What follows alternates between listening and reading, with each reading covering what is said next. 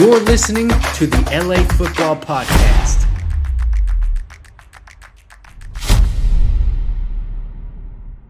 What's up, my good people of Los Angeles? If you're on radio, San Diego, Santa Barbara, Orange County, all over the Southland, this is the LA Football Show. Welcome back. I'm your host, Ryan Dyer, joined as always by the madman, Jamal Madney. We just wrapped up USC and UCLA talk as they play Friday night and Saturday night. And now we are going to get into our Chargers talk, Bolt fam out there, as they have a huge game against the San Francisco 49ers on primetime under the bright lights on Sunday Night Football. So Jamal, welcome back from the break. How we doing? How we feeling about this big time Chargers matchup? Huge game, Ryan. I'm really excited to see how these two teams stack up. We could potentially be having a Super Bowl preview here if all breaks right for both teams. And this is the first of two that the Chargers are going to play in back-to-back weeks on Sunday Night Football in primetime. So the nation is going to get a great dose of the great young Justin Herbert. So really excited to get into it. Yeah, let's start with this. I was actually on a radio program up in the Bay Area, KNBR. It's the Niners affiliate radio station, previewing this game. And their host asked me, he's like, if the Chargers pull this one off and move to 6-3, can they once again be considered the front runner in the AFC? And it's an interesting question because I don't think any of these wins or where this team is at with injuries that we've said it's very commendable. It's amazing that they are at 5-3 based on the injuries, but even we who support this team are like, this isn't a Super Bowl team right now. I think they can get there. But when you look at that and they're 6-3 with those injuries and you're going to get guys back, they're eventually going to get a lot of these star players back. You have to start saying maybe this is a Super Bowl team. And I know their wins haven't been over high-powered wins. You've mentioned it. They're really the only quote-unquote 500 win came last week against the 4-4 Falcons. But what they've dealt with, similarly in a sense to, you've talked about on the Victory Bell show, UCLA's dealt with a lot of outside noise, and obviously they're 8-1, a little different. But the Chargers have dealt with a lot of noise as well, and they're sitting at 5-3. So I guess I'll ask you that question. And we got to get into the game first, but if they pull this one off and move to 6-3, can we legitimately say this is, I'm not going to say the best yet, but one of the top teams again in the AFC? Ryan, it's a great question. And I think that I will put an addendum to my answer. And that is, if they go 2-0 the next 2 weeks, absolutely, you can put them right at the top of the AFC. Because when you look at the Josh Allen injury right now, that's not a serious one. It's not long-term, not affecting his season, but it could affect seeding. When you look at the fact that Cincinnati doesn't have Jamar Chase for the next foreseeable few weeks, that's going to impact seeding for Cincinnati. And then if the Chargers can go and beat the Chiefs next week and even up that season series, when you really think that first game should have gone their way, with the exception of a few tough calls there, when you add up all that body of work and say, hey, the Chargers are sitting 7-3, having done all of that in prime position for a number one seed, not being healthy, I think it's hard to not put them at the top of the AFC. And that's what makes NFL so beautiful, is that things can change so quickly. And if the Chargers put together a great next 14 days, I think they're every bit back to where we thought they could be in the preseason.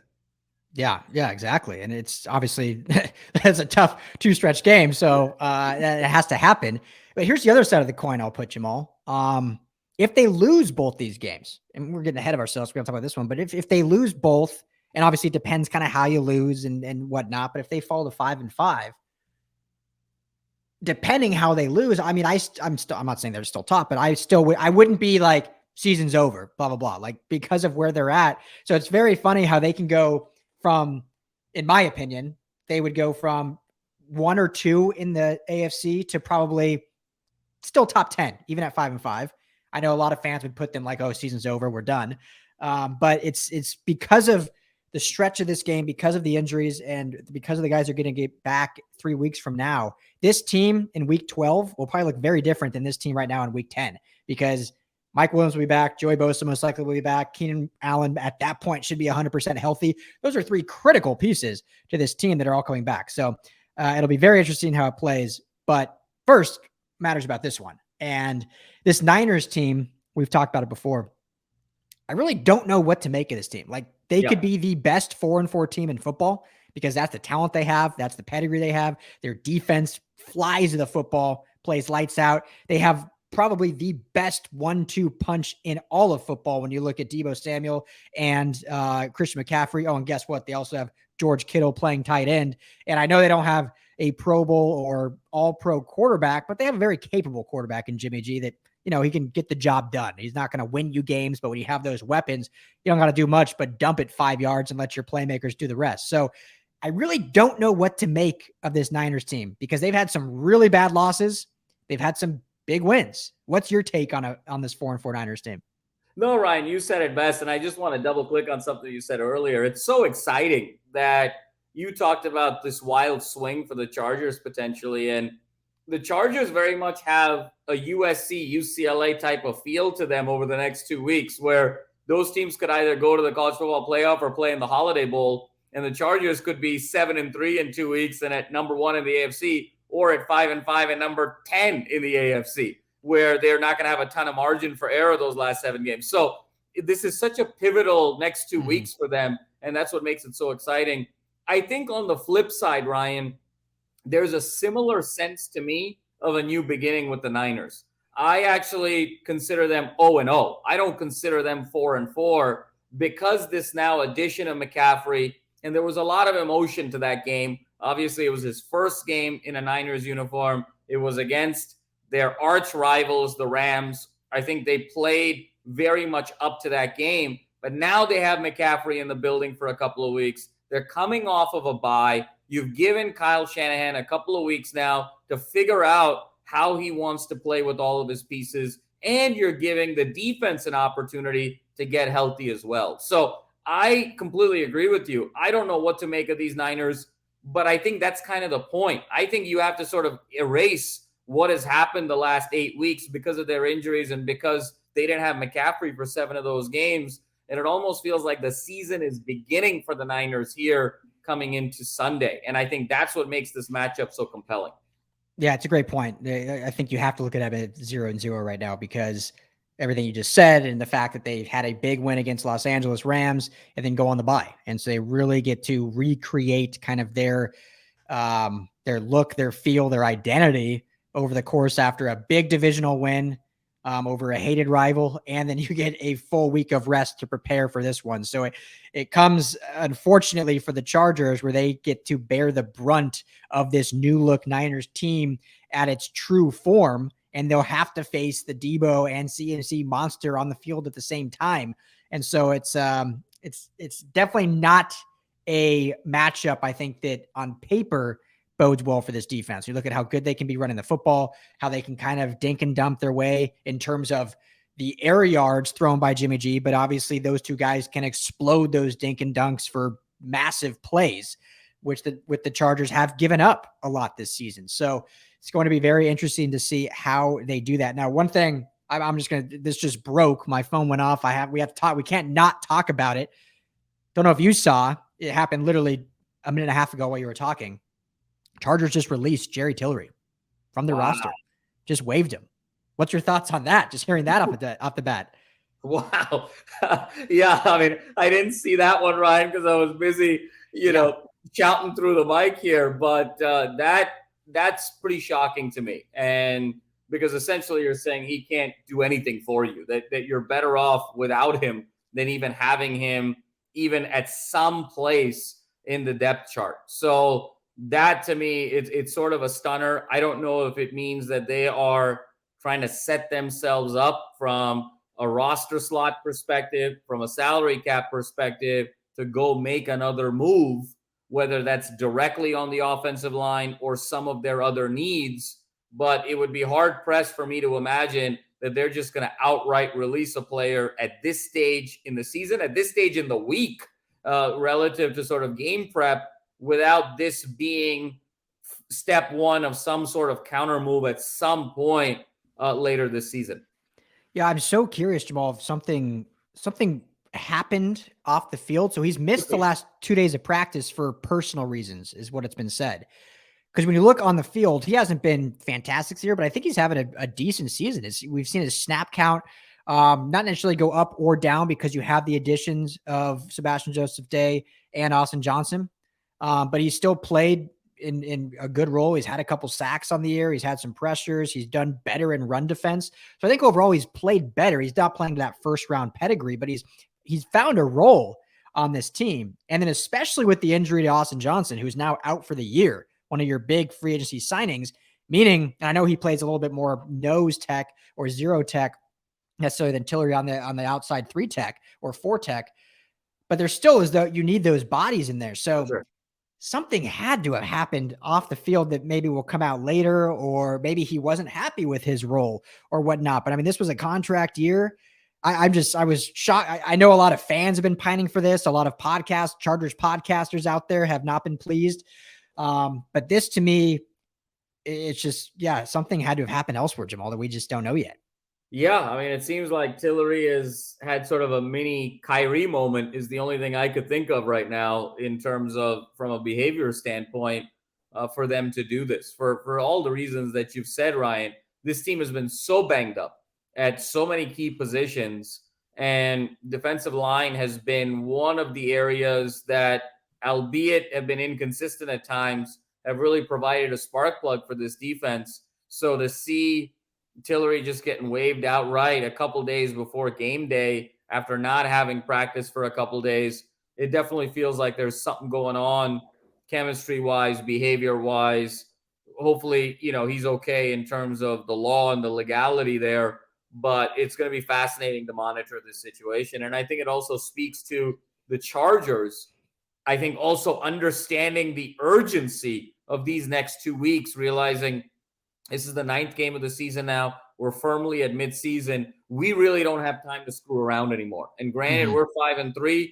It's a really bunched AFC right now. But these next 2 weeks are really going to orient the compass for this team on what late November and December is going to need to look like for them to get into the playoffs and make a run. And I think this move signifies we're not messing around anymore. If you're not on the same page as us, culturally, schematically, then there's no place for you here. Yeah. And they just added Brendan Fujoko to the active roster, who's been an up and down practice squad guy with this team, this organization. So obviously now he's going to get thrust into some playing time. Our guy, former Bruin, Tito Ogbonnie, obviously will now get more playing time, which I think we've been wanting to see anyway, because we know how talented he can be. So this is a huge opportunity for him, huge opportunity for many players. Morgan Fox, who has been great for this Chargers team, but he's, been a role player. Now he'll have a much bigger role, and I would assume he'll be the starter on that line. I would assume that those 3 starters on Sunday night will be Sebastian Joseph Day, Christian Covington at the nose, and most likely Morgan Fox on the other edge.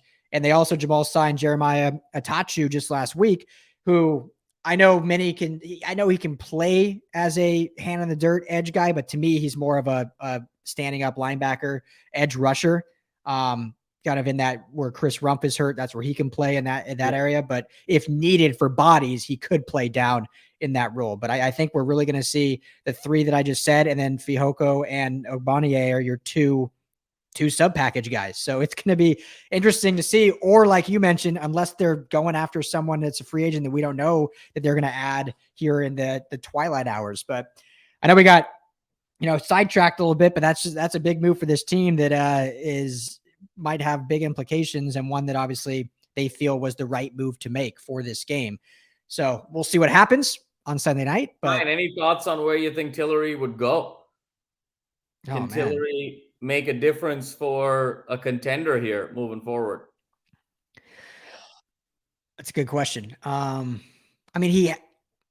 It definitely would be a team where he can just be a rotational, because he's still a physical freak. He's still a big dude, big body. I think he's best when he can kind of not have to think too much and just get after the quarterback from that 3 tech position. So I think he could go to teams that are, like you said, contenders. But he could kind of just like come in on third and long packages, NASCAR packages. I mean, shoot, maybe the Rams can find a spot for him, keep him in LA and let him, they haven't been able to get a lot of pressure outside of anyone named Aaron Donald. Like maybe they can have a spot for him there in this, swap this LA landscape. So I don't know. Do you see anyone? I mean, it's interesting, Ryan. I mean, he sort of fits a little bit of the mold of what the Ravens like to do. I could see, maybe just sort of exploring that. Do the Bills need, they're so deep at defensive line. Do they need just one more body to make sure that those guys are healthy and humming for the playoffs? Maybe, the Chiefs also come to mind. There have been questions about their defensive line in terms of age and effectiveness and consistency. So I could see there be a little bit of a market for Tillery with the right team, the right situation. Yeah. Crazy. So, all right. Well, back to this game. Let's look at the Chargers offense. And Keenan Allen, we know Mike Williams is out, for this game, but Keenan Allen expected to go, but he didn't practice again today on Thursday, or didn't practice, on Thursday. And so still unknown if he'll go. Like, man, this guy just like shred his hamstring off the bone. I feel so bad for him because this was seen to be hamstrings are never easy, but it wasn't seen to be this much of a 9-week injury when he injured it in week 1. So this, I'll get my take, but what's your thought on how this offense matches up with this Niners defense with the pieces this team has right now? Yeah, Ryan, I think it's going to be a bit challenging, especially with the amount of rush the Niners can generate from their front four and from their front seven. So I think this has to be a game where we saw a renaissance from Herbert last week in terms of his ability to throw the ball down the field. And we know that he's either healthy or very close to healthy. I think this may be a week where intentionally Joe Lombardi and Brandon Staley say, we got to get the ball out quick. It's got to be a lot of check down, a lot of bubble screens, a lot of Gerald Everett, a lot of, Palmer on a little bit of a wiggle, a lot of Ekeler out of the backfield, maybe using Joshua Kelly, and really a lot of your guys that are most effective at or near the line of scrimmage, especially if you don't know what you're going to get out of Keenan Allen. He hasn't played in 2 months now. So what can you really trust in terms of his ability at this stage of his health? Yeah, I mean, in my opinion, we're going to get to predictions here in a minute, but in my opinion, for the Chargers to win this game, Keenan Allen has to play. I don't think they can do enough on offense with missing that talented of skill guys. Yeah, you can do that against Atlanta and escape with the win. I don't think you do that against the Niners, against that talented defense who we've seen have, shredded up the Rams twice now, and the Rams offense, who can't do anything against anybody, but specifically the Niners. But the Chargers offense, I think, has shown more this year, but it just gets to a point where the talent doesn't match up with who you're lining up against. And that's no disrespect. I love what Josh Palmer's done. I love how he's matured and developed this season in just his second year. I love DeAndre Carter and just the surprise he's been since walking on and joining this team in training camp. I love Michael Bandy, who's a fun story and the training camp hero that all fans love. But you need some big time horses when you go into these big time moments and big time games. And so I just don't think it'll be enough if Keenan doesn't play. And that's going to be the big thing. And we'll be monitoring that obviously throughout the weekend, but I think you have to do that. If they don't, Jamal, let's assume Keenan doesn't play. And obviously we're going to take the glass half full approach that they can still get this win. I don't think they necessarily will without him, but you have to then just be very committed to your run game. This Niners defense, as good as they are not great against the run. They've struggled some against the run this season. And with the combination of Austin Ekeler and what we saw from Isaiah Spiller last week, Joshua Kelly, I believe, still on IR, still has another week or two before he comes back. Isaiah Spiller got 7 carries last week, looked very positive. I think over 4.5 or 4.2 yards a carry, kind of got into a rhythm a little bit there. So I think they'll try to deploy him more. And obviously Sony Michel is an option as well. So if no Keenan can go, as good as Justin Herbert looked last week is kind of coming back to being Justin Herbert, I don't want to see him throwing the ball 45 times in this game. Like, you got to just know who the guys are on the outside you're throwing to and say, you know what, we're going to run the ball 30 times because we know the Niners are going to try to slow this game down. They're going to do the same thing, whether it's not just running specifically, but they're doing short passes to really slow it down. Let's play that same style a little bit. I know fans hate doing that, but let's see what happens. So you got about 20 seconds. Give me your prediction on how this game plays out. Yeah, Ryan, I think it's going to be tough with or without Keenan Allen, truthfully. Not because Keenan Allen isn't a superstar, but because Keenan Allen just hasn't played for 8 weeks. So even if he steps on the field, you don't know what you're really going to get. I think the Chargers are going to be valiant with Ekeler. You mentioned, I think Spiller's got a lot of spring in his legs, and he's shown a lot. I think he's going to get double-digit touches in this game, or should, to be able to kind of keep it close.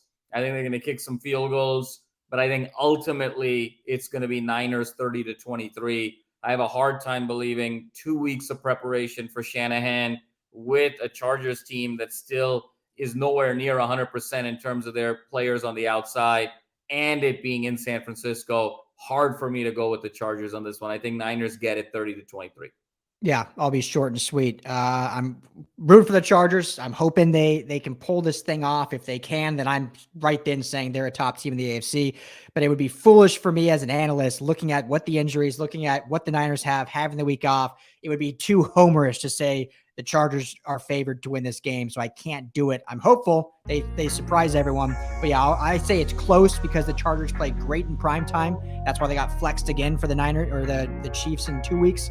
So it'll be close, but I think they ultimately lose 27-24 and lose by 3.